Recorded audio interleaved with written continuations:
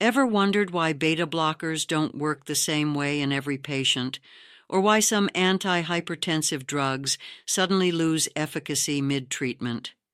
Here's a hint. It's all in the receptor dynamics and pharmacokinetics, and that's exactly where many med students slip up. The Preclinical Pharmacology Review 2023 breaks it all down in the most high-yield, clinically relevant way possible. Let's simplify this. Think of pharmacodynamics as what the drug does to the body: receptor binding, signal transduction, dose-response relationships. And pharmacokinetics, that's what the body does to the drug: absorption, distribution, metabolism, and excretion. Here's a classic board-style scenario. A patient starts propranolol for hypertension, but then experiences bradycardia and fatigue. Why?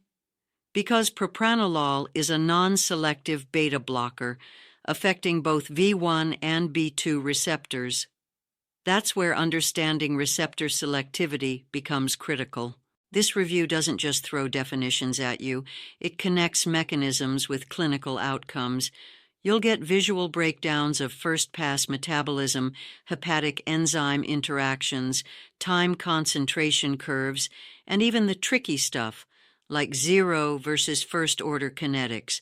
Plus, if you're preparing for Step 1, your Pharm recall speed needs to be lightning fast. The tables, mnemonics, and summaries inside the full PDF are made for that. Whether you're in med school, pharm, dent, or nursing, you need this kind of efficient, no-fluff review. Want the full version? Click the link in the description to get your copy of the high-quality downloadable PDF, packed with everything you need to dominate preclinical pharmacology. And hey, if this helped clarify even one concept, hit that subscribe button, like the video, and share it with a friend who's drowning in pharm charts right now.